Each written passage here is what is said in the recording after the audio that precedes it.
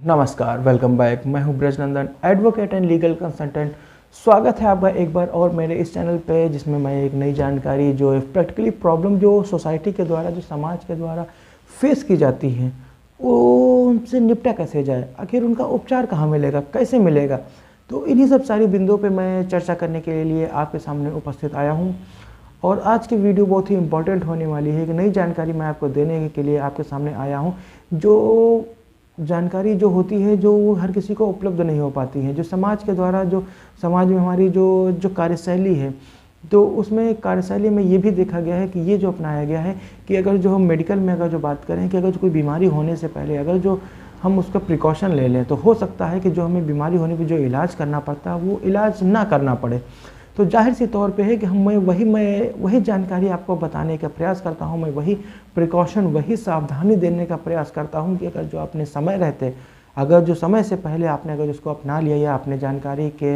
होते हुए अगर जानकारी के अभाव में आप नहीं कर पाते हैं, अगर जानकारी हो गई तो आपने कर लिया, तो आपके समक्ष जो आने वाली जो घटना है, जो समस्या आने वाली है, जो उत्पन्न होने वाली है, तो ना फेस कर पाएँ। तो इसी सब चीज़ों पे मैं आपके सामने डिस्कस करने के लिए उपस्थित आया हूँ। ये वीडियो इसके बिल्कुल भी मत करिएगा, पूरा देखिएगा और अंत तक देखिएगा, जिसमें आपको जानकारी मिलती रहेगी। और अक्सर लोगों द्वारा ये प्रश्न पूछा गया है, अगर जो NBW जारी हो गया है या NBW की प्रोसीडिंग इनिशिएट हो गई है, तो उस स्थिति में क्या करना चाहिए, तो उस स्थिति में हमारे पास क्या उपचार रहता है। और इसके साथ ही मैं पहले के वीडियो में ये डिस्कस कर चुका हूँ और बता चुका हूँ कि समन होने पे या अवेलेबल जमानती वारंट होने पे क्या करना चाहिए, NBW होने पे क्या करना चाहिए, कोर्ट क्या करती है। लेकिन NBW होने के बाद आपको करना क्या चाहिए, क्योंकि बहुत सी चीज़ें हो गई हैं जो हर चीज़ें हम वीडियो में जो पर्दे के सामने से हम नहीं बता पाते हैं, वो हर किसी से हम डिस्कस नहीं कर सकते हैं। लेकिन कहीं कुछ तरीका होता है, कहीं कुछ सुझाव होता है जिनसे आपको फ़ायदा मिल सकता है। तो अगर जो आपके कोई कमेंट है, कोई सुझाव है, कोई जानकारी आप हमसे लेना चाहते हैं, तो अपॉइंटमेंट बुक करके आप हमसे जानकारी ले सकते हैं। डिटेल है स्क्रीन पे भी है और डिस्क्रिप्शन बॉक्स में भी है। आप हम उसको नोट कर ले और उसको फॉलो करके आप हमसे पर्सनली कोई हमसे विजिट करके या हमसे आप एडवाइस लेना चाहते हैं, तो वो भी आप हमसे ले सकते हैं। मैं प्रयास करूँगा आपको पूर्ण रूप से सही तरीके से आपको संतुष्ट कर सकूँ। अगर जो आपकी क्वेरी है, अगर जो कुछ हमसे आप पूछना चाहते हो, आप हमें कमेंट करके भी आप हमसे बता सकते हैं। तो और मैं प्रयास करूँगा आपके कमेंट का मैं उसका उत्तर दे सकूँ। आज का वीडियो शुरू करते हैं और एक नई जानकारी पे आपको चर्चा देने के लिए मैं उसी पे शुरू करना चाहूँगा। अगर जो NBW यानी कि गिरफ्तार करने का जो वारंट है, गिरफ्तारी वारंट अगर जो जारी कर दिया गया है कोर्ट के द्वारा, तो अब उस स्थिति में आपको क्या करना चाहिए, बचने का तरीका क्या है। क्योंकि NBW जारी हो गया, जाहिर सी तौर पर अल्टीमेटली फिक्स है, आपको जेल जाना ही जाना है। लेकिन कुछ केसेस हो सकते हैं, लेकिन रेमेडी उपलब्ध है।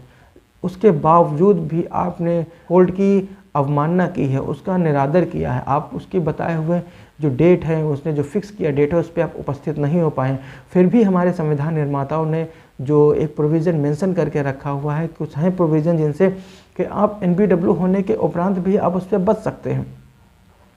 तो अब उसको बचेंगे कैसे, तो हम ही सब लोग जानते हैं और मैं पहले के वीडियो में भी डिस्कस कर चुका हूँ कि NBW कब जारी होता है। NBW जारी होता है BW होने के बाद। अगर जो बेलेबल वारंट अगर जारी हो चुका है, तो उसके बाद अगर जो आप कोर्ट में उपस्थित नहीं आए हैं, तो उसके बाद गैर जमानती वारंट यानी कि NBW नॉन बेलेबल वारंट के आदेश पारित किए जाएंगे। अब नॉन बेलेबल वारंट के आदेश पारित हो गए हैं, तो अब आपके पास बचने का तरीका क्या है, बचेंगे कैसे। तो सबसे पहले एक ही आता है कि हमारे जो प्रोविज़न्स हैं, प्रोविज़न में ये है कि सेक्शन 70 उसका क्लॉज 2 CRPC में ये, उसके तहत आप कोर्ट में प्रार्थना पत्र प्रस्तुत किएंगे। हाँ, प्रार्थना पत्र आप प्रस्तुत करेंगे, प्रार्थना पत्र प्रस्तुत करने में कोई मनाही नहीं, लेकिन उस प्रार्थना पत्र पे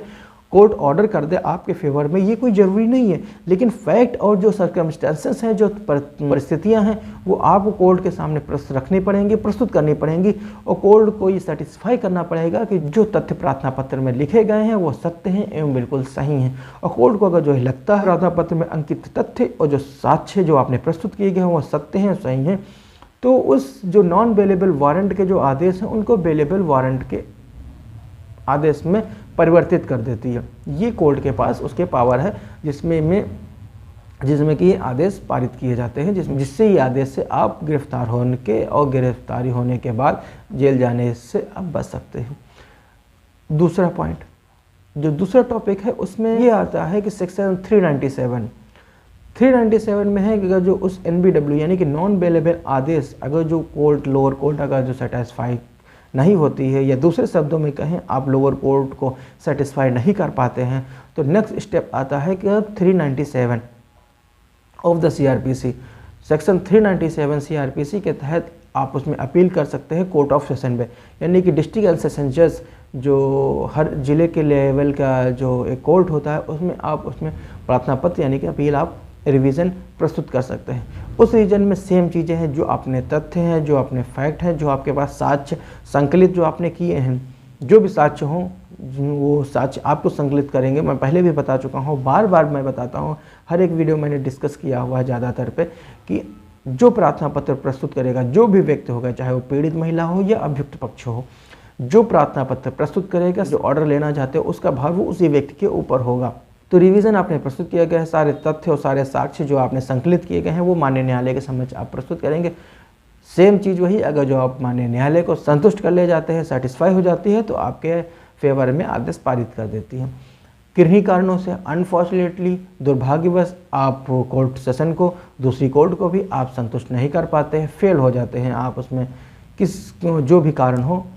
या आप नहीं संतुष्ट कर पाते हैं और कोर्ट संतुष्ट नहीं होती है कि आप उसके जो फैक्ट जो आपने बताए हैं वो सत्य हैं एवं सही हैं। तो नेक्स्ट स्टेप ये आता है कि आप सेक्शन 482 ऑफ द CRPC,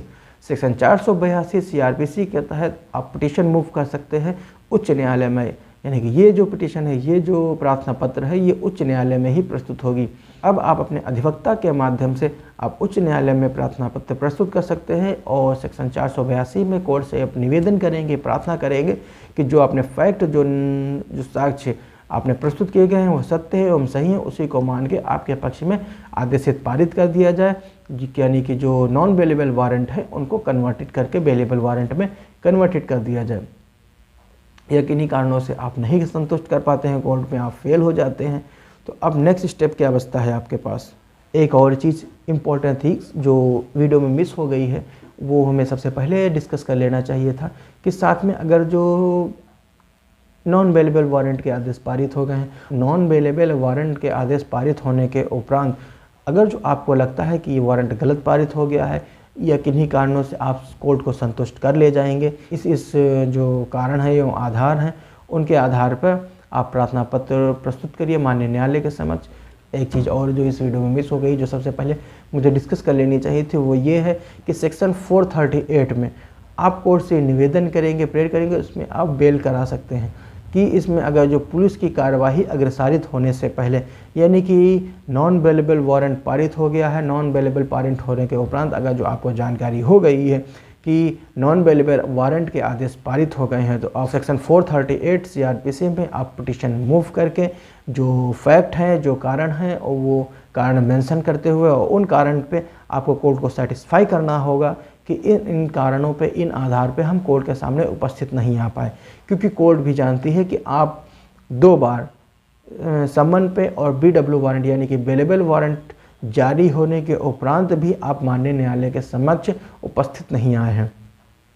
तो ऐसी स्थिति में कोर्ट ये प्रिज्यूम करती है कि मानती है कि जो एक्यूज्ड है, जो अब मेरे सामने उपस्थित आया हुआ है, जो जेल जाने से बचना चाहता है, वो भी बहुत ही ढीठ प्रकृति का व्यक्ति है। जो लोअर कोर्ट है, जो बिलो कोर्ट है, उसके आदेश का भी आपने पालन नहीं किया है, यानी कि आप डिफ़ॉल्टर पहले से हैं। डिफ़ॉल्टर होने के बाद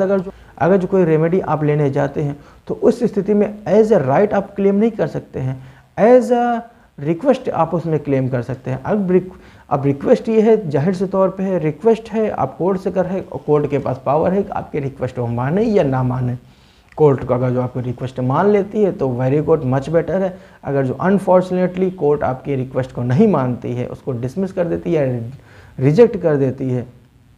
तो उसके परिणाम आपको उसमें बियर करने पड़ेंगे। यानी कि जो भी आपके जो परिणाम होंगे नॉन बेलेबल वारंट में, जो प्रोसीडिंग होती है, जो स्टेप जो लिए जाते हैं, वो मैं पहले के वीडियो में डिस्कस कर चुका हूँ। दोबारा उसको डिस्कस करने का कोई औचित्य प्रतीत नहीं होता, अन्यथा वीडियो बहुत ही लंबा हो जाएगा। जो बहुत से तथ्य हैं उनको किसी एक वीडियो में संकलित कर पाना बहुत ही मुश्किल होता है,